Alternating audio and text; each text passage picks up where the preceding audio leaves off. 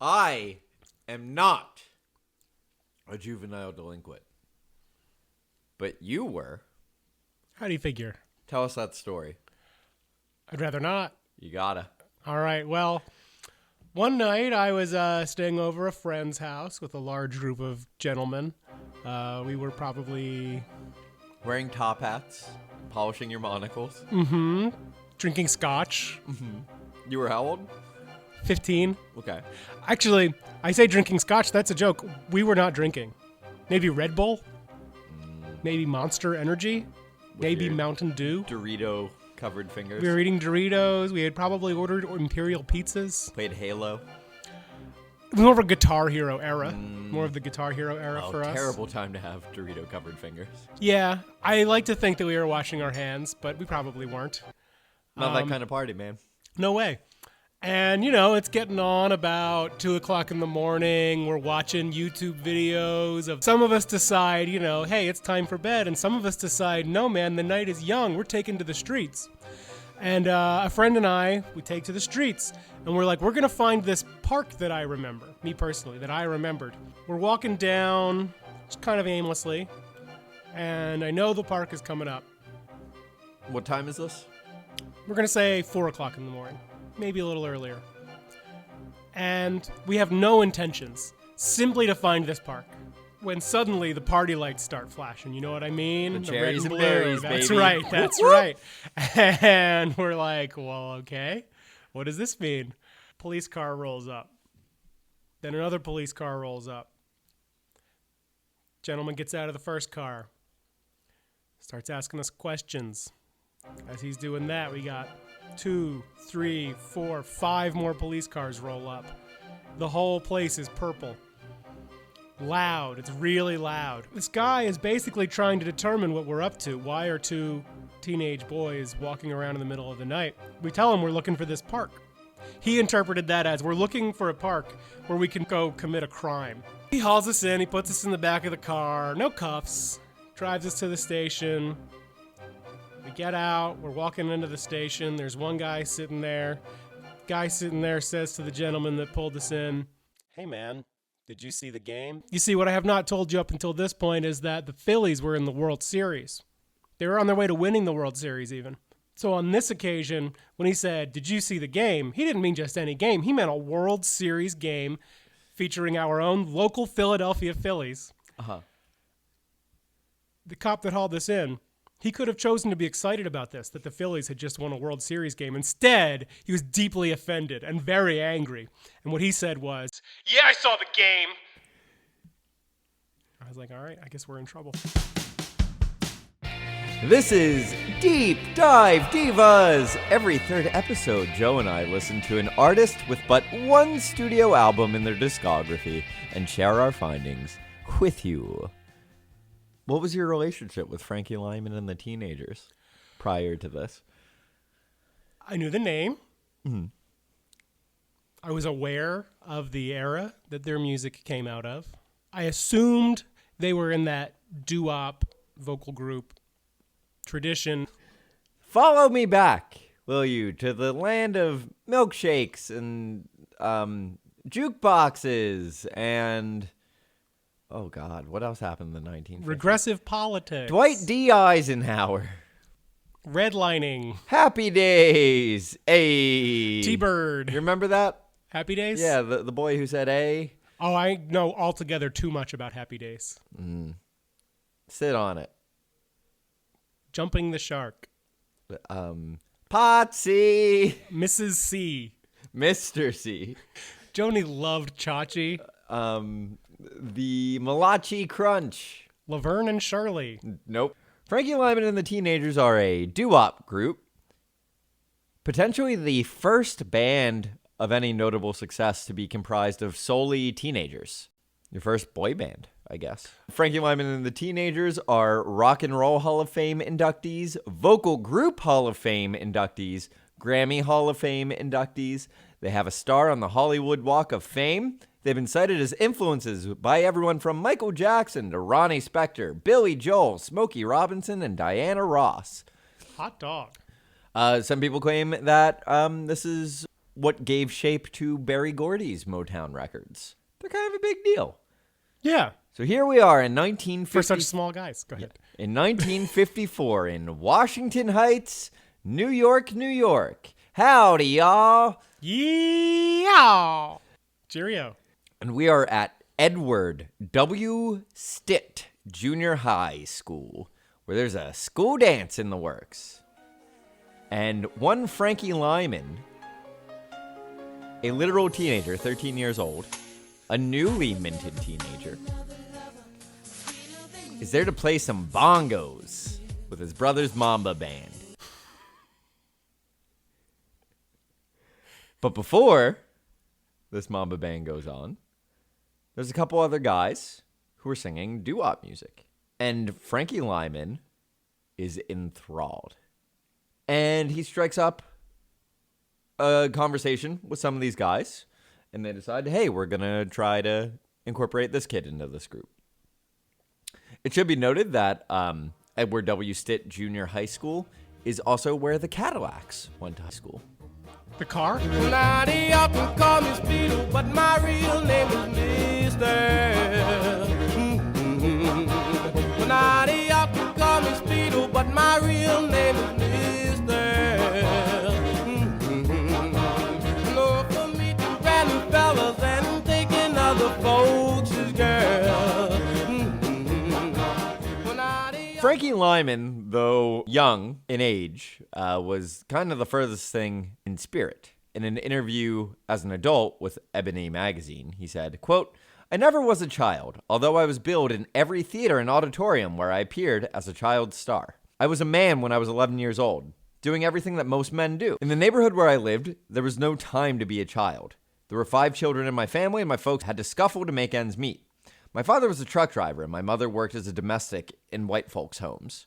While kids my age were playing stickball and marbles, I was working in the corner grocery store, carrying orders to help pay the rent. In one article from Live About, suggests that Frankie was a pimp starting at the age of 10. I'm not even sure logistically how that would work out. And as we'll see, a great many things in Frankie Lymon's life, as well as the lives of the teenagers, are very ambiguous and confusing and not very well documented or cataloged. I would love to see the ABC Family Show about the 10-year-old pimp. All right, your job now is to make a trailer for that we can punch in here, okay? All right, I'll try. Coming soon, a new ABC Family original series. You started pimping young, 10 years old. Thank you. Bit of a prodigy. Nothing in life ever came easy. God damn it, has one of you bitches shit on herself or something? Jane, is this about your dad? Is it about money? I can handle this. Now, she's designing a plan to go to life in the fab lane. There's one thing I love. Well, there's 2 things I love. Pimping whores, water park. From the executive producer of Gilmore Girls. Starting salary is $32,000. I think somebody's got a future as a pimp. You expect me to believe that this sweet young woman took your pants and ran off?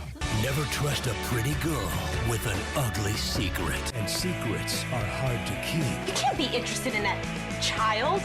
You ever watched the Jetsons? No, you didn't. With who? You couldn't have. It wasn't fun and definitely not like what you see in the movies, you know, romantic and stuff. Yeah, I mean, kids will be kids. From the creator of Seventh Heaven comes a new kind of family drama. When I love, I tell you everything about me. And I look you in the eyes and I say, I love you, you know. And it's for people to one time take advantage of that. I feel that's enough for me to then just ruin a lot of people's lives. Coming soon, only on ABC Family. A new kind of family. So this group of actual teenagers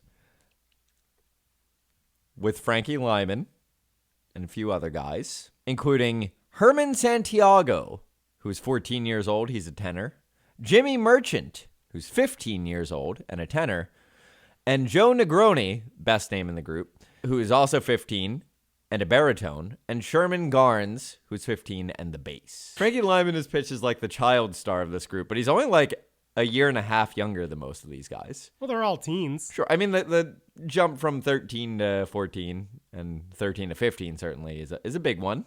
Yeah, at that age, when I was 13, 15-year-olds seemed Ancient. and like gross. They were so close to retirement. They were so scary. Mm-hmm. You know? And then when I was 15, 18-year-olds seemed really hot. Right. I think that's the range. You go from like a baby to like a monster to like hot. That's the transition. The evolution. That's the evolution of a teenager. When you're done, you're hot. That's my take. Young teenagers, not hot. So this group started off as the Coupe de Villes as their band name. Was it taken? No, I think they seem kind of indecisive. They then move on to the Ermines, Ermines. That's bad. And then they finally settle on the Premiers. That's pretty good. Yeah, it's fine. The Premiers start singing out on a street corner at the corner of 165th and Amsterdam in New York, New York. You know, even old New York was once New Amsterdam. And a neighbor in the apartment building on the corner of 165th and Amsterdam is furious that they keep singing. People keep calling the cops on them. They're like, get these kids out of here. And they were like, hey, man, I'm not a juvenile delinquent. Yeah. I'm not a juvenile delinquent.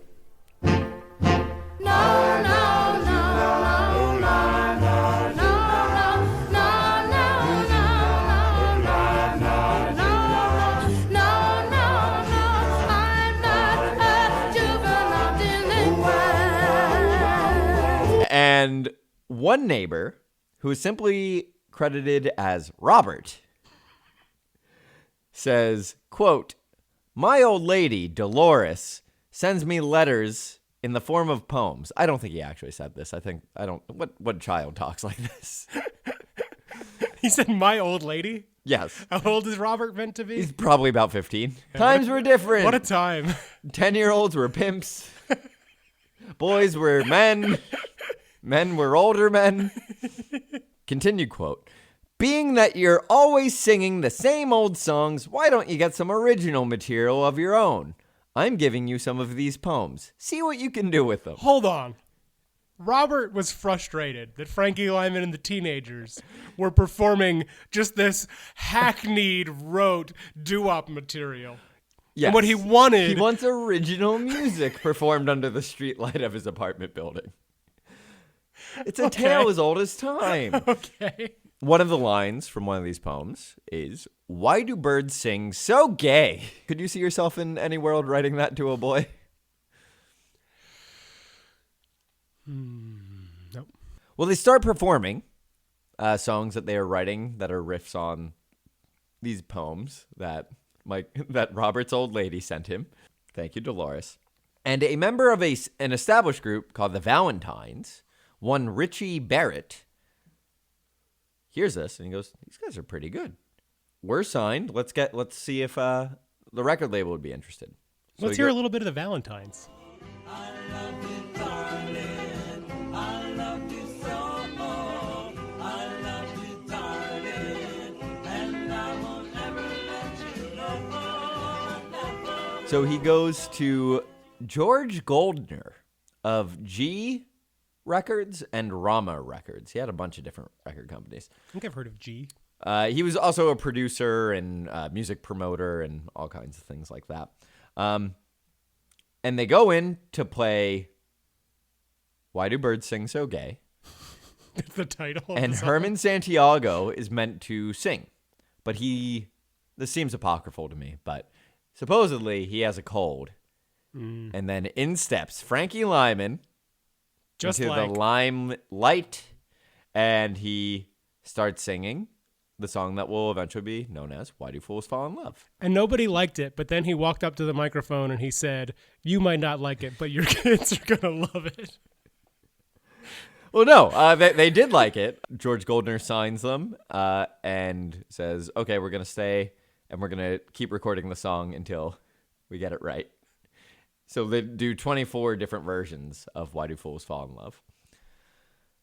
In 1955, they go into Bell Sound Studios in the spring where they are going to cut a full album. And the producer there says, the Premiers isn't really working out as a name. Why don't you try something else? And they go with simply the Teenagers. That's spring of 1955. They record this whole album.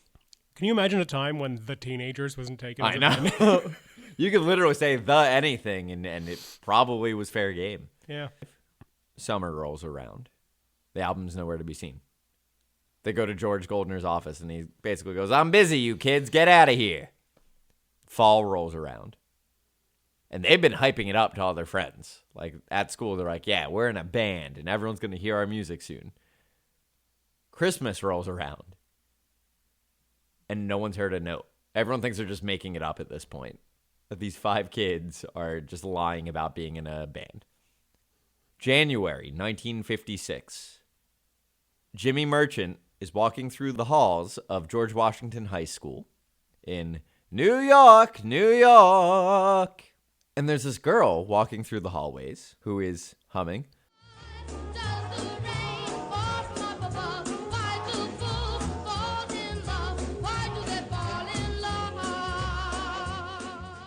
He goes, "Where did you hear this?" She says, "Oh, it was on the radio last night." And the band basically overnight finds out that their record was put out, unbeknownst to them, and they are now massive international stars. Which brings us to the record. What did you think of The Teenagers featuring Frankie Lymon? Yes, that is the name of the album. Okay, so I put it on, knowing very little about the group. Why Do Fools Fall in Love came on. I said, It's the first track. It's the first track, right? I was like, this is really nice. It's catchy. I do know the song. Yeah, I'm in for a treat here. This is going to be just a nice slice of Americana. And then the next track came on. I remember thinking, okay, another one. It's a lot like the last song, but a little less unique. And then the next song came on, and I said, all right, more of the same. And then the next song came on, and I thought, boy, that kid is just really doing way too much. He really needs to bring it down. And then the next song came on, and I was like, this is dumb. This is really dumb. And the next song came on, and I thought, I hate this so much. I couldn't stand it. And, you know, so on and so on. I think their sad songs are their best songs. I think that's very true of this era in general. For me, like, when these songs are fun at their best, there's a sense of abandon. This all felt really, like, pretentious and phony to me. And, like, music by children shouldn't be that. It should be, like, loose and silly, you know? Yeah, I think musically, I get a lot of comfort from this time period. It makes me nostalgic for a time period I didn't live through. Anemoia. I agree it gets pretty campy and repetitive time after time. In fact, I found 2 tracks. Who Can Explain is basically Why Do Fools Fall in Love.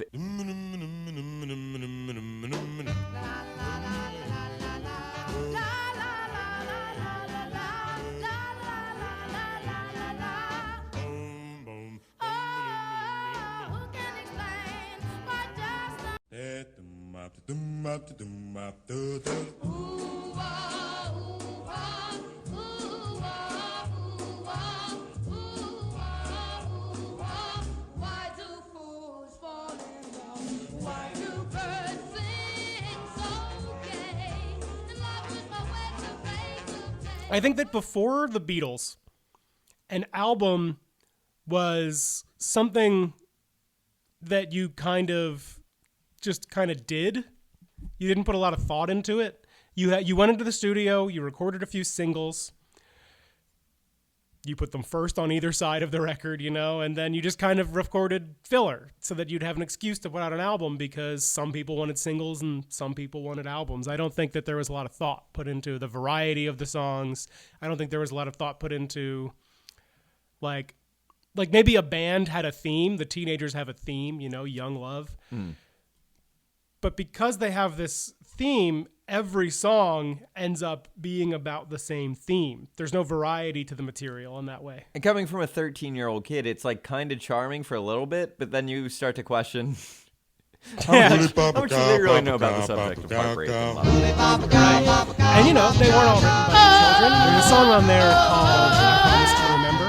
credited to Jimmy Castor and Jimmy Smith. Which is my Yummy Yummy song. Is that right? Yes.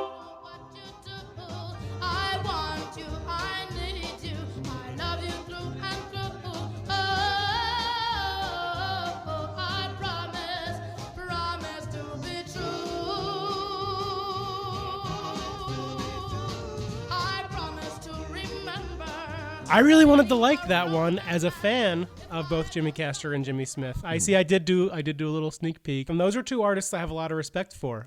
Jimmy Smith especially. He's a Philadelphia artist, a organist. I know Jimmy Castor from his novelty records from the 70s, and I'm a fan. I think they're hilarious. Ground started shaking, no grass grew where she'd been. The music was pumping, the crowd had formed a ring. Our sisters yelled, "Monkey Bertha, do your thing!" For your information, Bertha had 3 sisters: Betty Butt, Bella Butt, and Bathsheba Butt. When Bertha Butt did her thing, she started a Bertha Butt. I said, no question. My Yuck Icky song is entitled Baby Baby. How I want you, baby, baby. How I need you, baby, baby. You're the only one, 2, 3, 4. And it's what I'm talking about, how I think that their upbeat stuff stinks. It's so vapid, there's nothing to it. It seems like they're just trying to get through the song as fast as they can. Lyrics are unimaginative. I agree, and I don't think that there's any enthusiasm for that material from the group. I don't hear them as having fun recording the song Baby Baby at all. I like Frankie Lymon's voice. I think that he is singing his ass off. Whether that is grating on some people, which I absolutely could see it being, I or found it not, very grating. I think he is trying so hard. He has vibrato going on as a 13-year-old. He's very talented. Yeah, which I think is really impressive. I totally do not begrudge anyone who doesn't want to listen to it. But to me, I don't know. There's something endearing about hearing this little kid who is just putting his, you can hear him putting his heart and soul into this music, even when it's a silly novelty song like Baby Baby. But the lyrics suck. He didn't write a lot of them, to be fair. They all came from Richard. No, it was Robert. Robert, thank you. My Yuck Icky song is called I'm Not a Know-It-All. Mm-hmm. I don't really know what they're getting at. I don't know why I should care whether or not this kid's a know-it-all. What I guess really annoyed me about it was I found him annoying, and I just something about this idea him basically saying I'm not annoying really just it was Makes even him annoying. more annoying to me.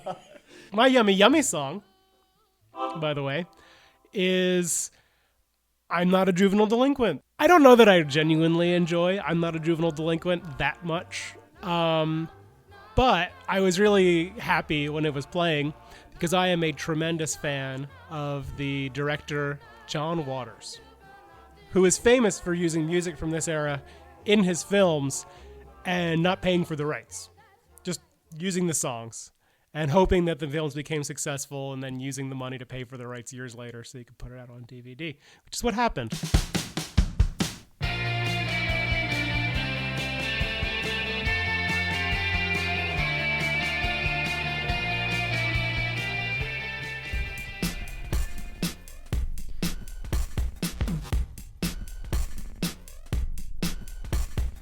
Each episode, we like to highlight the up-and-coming work of a discography developing diva. Today, that is Canid, a noisy melodic rock band from Chester County and Philadelphia, Pennsylvania. It is now time to join hands and start a love train with Canid and their track Bezos Musk, which I can only assume is their proprietary cologne?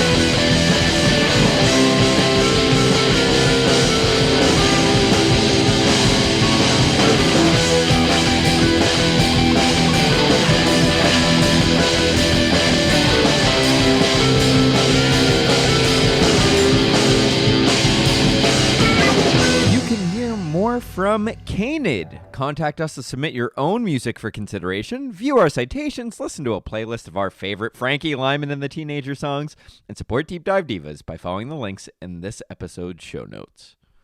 Why Do Fools Fall in Love goes to number 1 on the U.S. R&B charts. The songs I Want You to Be My Girl, I Promise to Remember, Who Can Explain, and the ABCs of Love all break the top 10 on that same chart. So they have, on one album, five songs that break the top 10. It's pretty massive. They appear in Alan Freed's film Rock, Rock, Rock. Alongside Jerry Lewis, am I right? He's kind of like a Dick Clark sort of figure where it was like, look at these cool kids. He was like a VJ. Yeah, he was like, he really was. To do a 50-year-old reference. He was like the straight man and sort of the presenter of all the young hot kids dancing and singing songs and stuff on television and in movies, which was something people used to want to do. Now we want our celebrities to dance for us. And just random teens. Yeah. On TikTok. That's true. Yeah, I guess we haven't gotten too far away from it, huh? Alan Freed also puts them in another film entitled Mr. Rock and Roll, which I have not seen, but it appears online where it's just a vehicle for cameos from these bands. Oh, yeah. To perform. That's what There's Rock, almost Rock, no Rock plot. was, you know? Yeah. In 1957, Frankie Lymon will go on Alan Freed's television show entitled Big Beat and dance with a white girl, which gets the show canceled by ABC and their local affiliates. And obviously inspires the movie Hairspray by John Waters. Right. Frankie Lymon and the Teenagers are sent to Panama to do some shows there, as well as London, England. Cheerio! Where they play the Palladium, which is like one of the most legendary venues in the world. You just said they had 5 top 10 hits. Yeah. It's a big deal. Again, literally a year prior, they didn't think the record was ever going to come out, and now they're playing the Palladium. Sure, you're right. The short time span there must have been mind-blowing. Mm-hmm. England, by the way, loved that kind of music. Yes. And they also loved to gossip about Frankie Lymon and the Teenagers. There was this big rumor going around that they would go into hotel rooms and trash the place and everything. That seems to have some racial undertones because Frankie Lymon and the Teenagers are a group comprised of Black and Puerto Rican young men. And it seems to me that people in England at the time were very like, ooh, look at these raucous Americans. And from the sense that I got from reportings at the time, they would just kind of leave the rooms a little messy. Like they wouldn't clean up after themselves. Right. Which probably was offensive. They're 13 to 15 years old. Right. Sue them, Jack. I will say. Barrister them, Union Jack. Like, because I've already brought up Jerry Lewis. I mean, the English just kind of had a tabloid culture. When Jerry Lewis got there, I'll say Jerry Lewis fully deserved this. Mm-hmm. He arrived with his young wife. Jerry Lewis was probably like, 22. A legally young wife. Yes. I don't know if it was illegal, but it would be now. I thought she was under 16. She was like 13 and she was his cousin. Illegal. I think it was legal. It was just immoral. Mm-hmm. And to the English, very funny. So here's the deal. I keep saying Frankie Lymon and the Teenagers. In their minds, from when they recorded this record to now in 1957, so like 2 years, they are under the impression they're simply the Teenagers. George Goldner starts billing them at places at these big shows, like in England, as, Frankie Lymon and the Teenagers. And the band is not like this, because at no point, they viewed themselves as 5 equals. You know, it was not clear to them that Frankie was the star. That's adorable. Well, this leads to a lot of infighting. Frankie's also the youngest, so the older ones are going to have an even bigger chip on their shoulder. And George Goldner basically says, Frankie's the real star here. I'm done with you guys. I love that Joe Negroni was like, what about me? I'm Joe Negroni, for crying out loud. Right. So George Goldner basically says, we're done with these teenager kids. You're going solo, and you're going to be the next big thing by yourself. So in September of 1957, Frankie Lymon is plucked out of the band. And that is also the year he becomes hooked on heroin, because it becomes immediately obvious that he is less successful on his own. So Lyman's highest charting single as a solo artist was actually a cover of Bobby Day's Little Bitty Pretty One, which goes to 58 on the Billboard 100 pop chart. And the, I guess, third most famous version of it in the long run. Right.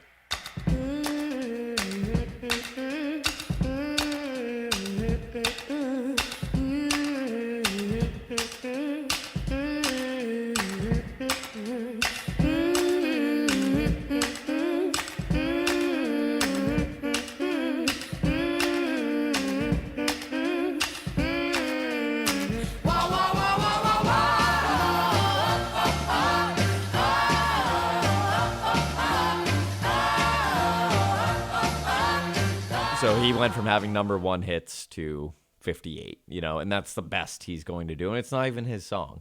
So he's 15 years old. He gets hooked on heroin by a woman who is twice his age, he claims. She's the one who introduced him to it. And his life just totally spirals out of control here. By 1961, Lymon loses his record deal because one Morris Levy takes it away from him. He's a big music publisher and jazz promoter. He buys G Records from George Goldner in 1959. So he essentially owns their entire catalog. He was convicted in 1999 of extortion by the FBI. Not a surprise. So 1961, after Frankie loses his record contract, he also goes into rehab, starts to try to get his life in order, but it's a struggle for him. In 1964, he meets and marries a woman named Elizabeth Mickey Waters. And they have a daughter together who was born at Lenox Hill Hospital. Her name is Francine, and she passes away 2 days after her birth. It also comes out that their marriage was not legal because she was already married at the time. Almost immediately after their marriage falls apart, Frankie heads out west. He goes west, young man, to Los Angeles. Just like Fievel. Where he meets and courts a member of the Platters, one Zola Taylor. Only you can make all this world seem right. Only you can make the darkness bright. And Frankie falls in love with her. Why do fools fall in love? He is 22 at this time. And on his second wife, they go down to Mexico Way and supposedly get married. This also becomes a point of contention because Frankie later claims that this was a publicity stunt, and Zola is unable to produce any legal documents that show that they were ever married. And they split up after just a couple of months. Zola has cited because of Frankie's incessant drug use. I've heard of a Mexican divorce, but a Mexican marriage? The following year, in 1965, Frankie gets back together with the teenagers. And nothing happens. They play no shows. They don't record. They might have gone out for coffee. But people really harp on this 1965, quote, reunion. But there's no evidence that anything actually came of it. Frankie goes on the program Hollywood A Go-Go. He is now 23 years old, where he lip syncs along to Why Do Fools Fall in Love. It's kind of depressing. In 66, Frankie is courted by 20th Century Fox and Columbia Records, and he actually will sign contracts with them, but they are both short-lived after both record companies basically see that there's no interest anymore. Doo-wop music is really fading away fast by 1966. No one really cares. This is your parents' music, After he is basically rejected from these record companies that thought they wanted him, and then they work with him and see they really don't. He is busted with heroin in his possession. And he is offered the choice in 1966, when everyone's favorite war is happening in Vietnam, either voluntarily be drafted or you're going to jail. He chooses to go to war, where he claims he is actually clean. He goes down to a training facility in Fort Gordon, which is in Augusta, Georgia, where he meets one Amira Eagle. Frankie and Amira get married in June of 1967. Frankie is discharged dishonorably from the Army after repeatedly going missing because he would leave base to go play shows. Instead of imprisoning him, he just got kicked out of the Army. They're like, hey, you tried. We get it. You were here. Sort of. Frankie moves in with Amira, and we'll play, random shows here or there, including one organized by nuns, which they get a crowd of about 2,000 people together. And Frankie declares, "I have been born again. I'm not ashamed to let the public know I took the cure. Maybe my story will help some other kid from going the wrong way." In that same interview that I cited earlier with Ebony magazine, Frankie says, "I looked twice my age. I was thin, a shadow, and I didn't give a damn. My only concern was getting relief. An addict is the most pathetic creature on earth. He knows that every time he sticks a needle in his arm, he's gambling with life and death. Yet, he's got to have it. It's like playing Russian roulette with a spike. There's always the danger that some peddler will sell him a poisoned batch, some garbage. I was lucky. God must have been watching over me." Those are very eloquent quotes, by the way. 1967, he and Amira are living their lives. He's still playing shows every now and then. 1968 rolls around, and he is slated to have a big return. He gets signed to Roulette Records, and they want to send him on a tour, record a new album with him, starting on February 28th. February 27th, Frankie is found dead from a heroin overdose in his grandmother's apartment. It's the same apartment building that he grew up in. He was 25 years old. And I really wonder what would have happened, because you do start to see a resurgence in interest in doo-wop music in the 70s and 80s, and I wonder if he would have kept going down that path, or if they were changing a different sound and if he was going more of like a soul direction. Right. Yeah, maybe. Because some of those people did make that change, Right, he could have gone Motown, essentially. So in 1969, Berry Gordy forms Motown Records, and Marvin Gaye, who is one of the signees of Motown, hears a new group that Berry Gordy has signed, the Jackson 5, and he says, quote, "It was Frankie Lymon and the Teenagers all over again." So what happened to the rest of the Teenagers when Frankie was removed? They actually continued playing. A white boy named Billy Labrano was brought on. So you now have this half black, half Puerto Rican, and this white lead singer in the Teenagers. And they do a couple singles together. It doesn't really work out, and Labrano leaves. And the band tries to get back together a few times. Throughout the 1950s and 60s, they will have different people sub in as a lead singer, including one Pearl McKinnon, who takes over on lead vocals. She is notably a female and has a higher vocal register. And they were looking for that because they wanted to emulate the prepubescent voice of Frankie Lymon.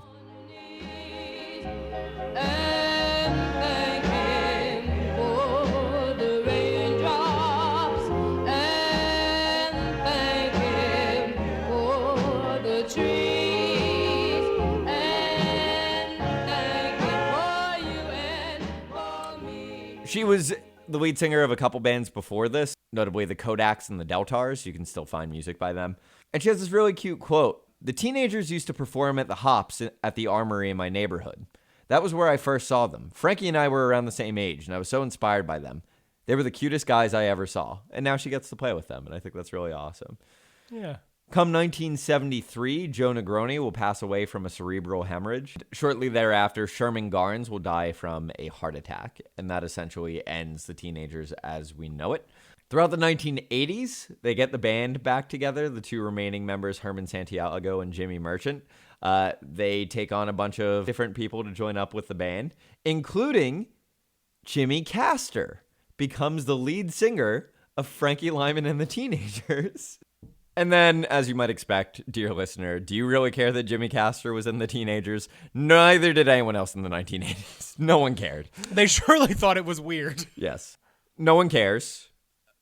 Until 1981, when Diana Ross does a cover of Why Do Fools Fall in Love, and it breaks the top 10 on the Billboard Hot 100.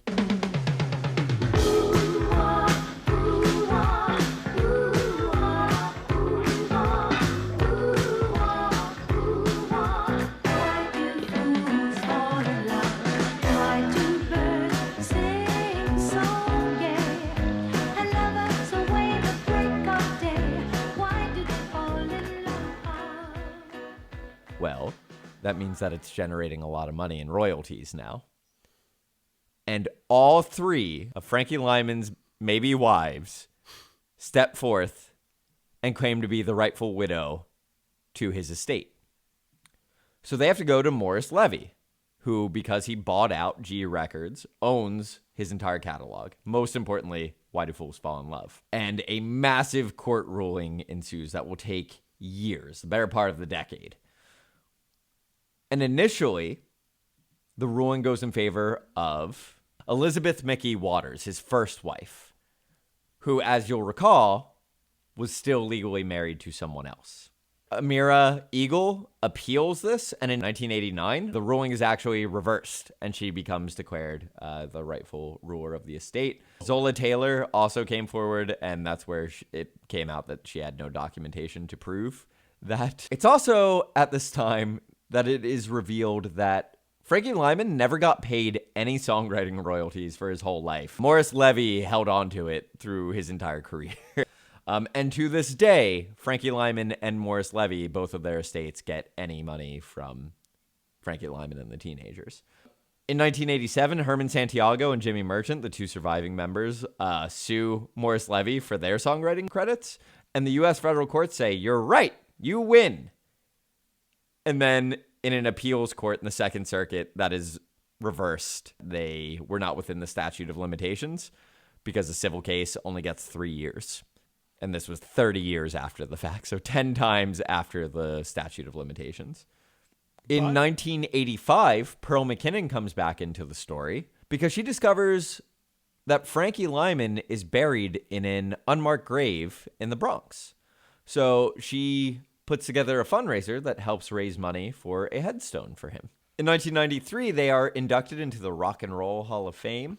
In 98, a film starring Halle Berry and Vivica A. Fox, entitled Why Do Fools Fall in Love, comes out, which depicts Frankie Lymon and the Teenagers.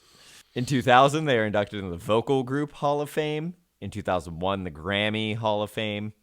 And at present, Herman Santiago still tours as Frankie Lymon's legendary Teenagers. Wow. This reminds me of the gig I once worked with my dad. We played in a hall somewhere outside of Baltimore in Maryland. There was a lineup of bands of varying levels of success, all from the, Black American canon, R&B records. I guess they would probably all have been classified at their varying stages. And they were all bands that were sort of carrying the torch for some former version of the band. And the one that always sticks out in my mind is the Mad Lads, who I don't remember what their big hit was, but at this point, they're probably most famous for their cover of By the Time I Get to Phoenix. I think they were a Stax band. And, all of these bands had some old guy and some younger people. And I'll always remember the Mad Lads because, first of all, they were probably the best band. They were the headliners, Most of these guys were playing to tracks. I think the Mad Lads had paid a band to play their songs. And when the show was over, the main actual member of the Mad Lads, who was an older dude, very serious, I think he had on sunglasses and a suit,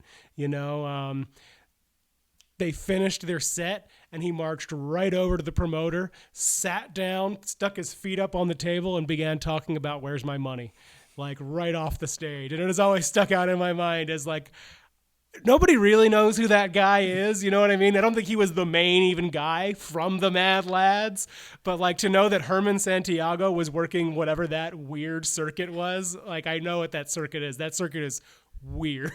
Herman Santiago has played some cafeterias in the middle of rural Maryland and had to throw some weight around to get paid at the end of the night. What would you rate the album by Frankie Lymon and the Teenagers? I think I gave it a 1, which was being ungenerous. I'll never listen to it again. Sure. I don't recommend that anyone listens to it unless you're a nerd and you just want to hear it because this story is compelling to you. How about you? How did you feel about I gave the it a album? 4 because I liked the feeling it evoked in me. Yeah, I'll probably never listen to it again. I do like some of the singles, though. Yeah. Yeah. Mm.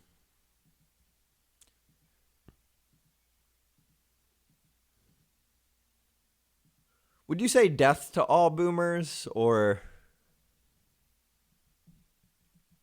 We should release a lethal dose of LSD into the water. doesn't sound so bad? That's what I mean. I don't think they have it coming, but I think we got to do it.